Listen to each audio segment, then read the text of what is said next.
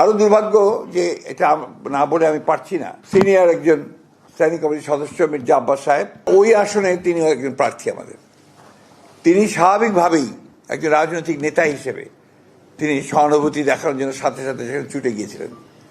কিন্তু দুর্ভাগ্যক্রমে সেই দলের কিছু ব্যক্তি, কিছু সমর্থক, আরও কিছু আপনার চক্রান্তকারী, তারা সেখানে সমবেত হয়ে উত্তেজনামূলক স্লোগান দেয় এবং এক পর্যায়ে তারা একটা মব সৃষ্টি করার চেষ্টা করে, যেটাকে আমরা তীব্র নিন্দা জানাচ্ছি এবং হুঁশিয়ার করে দিতে চাই আমরা সকল পক্ষকে।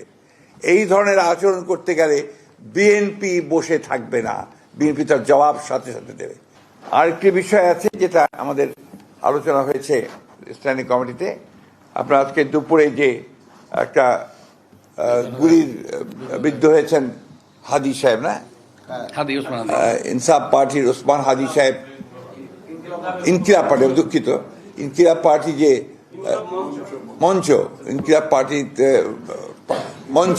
মঞ্চের সম্ভাব্য প্রার্থী, তিনি গুলিবিদ্ধ হয়েছেন।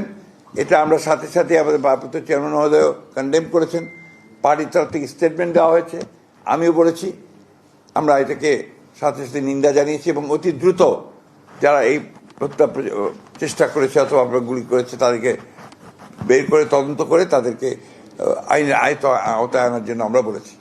আমরা এই কথাও বলেছি যে ঘটনা থেকে প্রমাণিত হয় যে যে সমস্ত অপশক্তি এই দেশে নির্বাচনকে বানচাল করার জন্য, নির্বাচনটাকে যাতে না হয় তার সেই চেষ্টা করার জন্য যারা কাজ করছে, তাদেরই একটা চক্রান্ত বলে আমরা এটাকে মনে করি। সেভাবে আমরা স্টেটমেন্টও দিয়েছি। এবং সব আরও দুর্ভাগ্য যে এটা না বলে আমি পারছি না যে আমাদের সিনিয়র একজন স্ট্যান্ডিং কমিটির সদস্য মির্জা আব্বাস সাহেব, তিনি দীর্ঘকালের একজন আমাদের এই বিএনপির আমাদের নেতা, তিনি নেতার ওই আসনে তিনি একজন প্রার্থী আমাদের।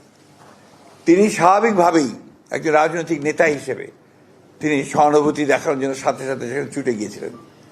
কিন্তু দুর্ভাগ্যক্রমে সেই দলের কিছু ব্যক্তি, কিছু সমর্থক, আরও কিছু আপনার চক্রান্তকারী, তারা সেখানে সমবেত হয়ে উত্তেজনামূলক স্লোগান দেয় এবং এক পর্যায়ে তারা একটা মব সৃষ্টি করার চেষ্টা করে, যেটাকে আমরা তীব্র নিন্দা জানাচ্ছি এবং হুঁশিয়ার করে দিতে চাই আমরা সকল পক্ষকে।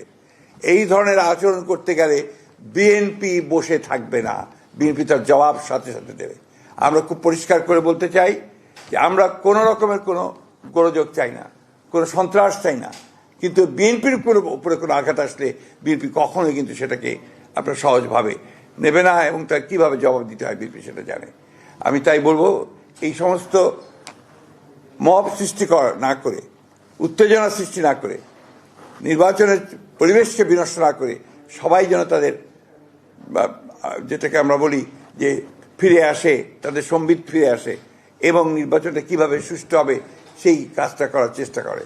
না হলে যেটা হবে সেটা হচ্ছে গণতন্ত্রের উত্তরের পথ ব্যাহত হবে, গণতন্ত্রের যাত্রা ব্যাহত হবে।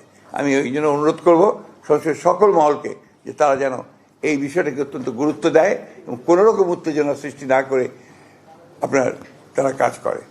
ধন্যবাদ।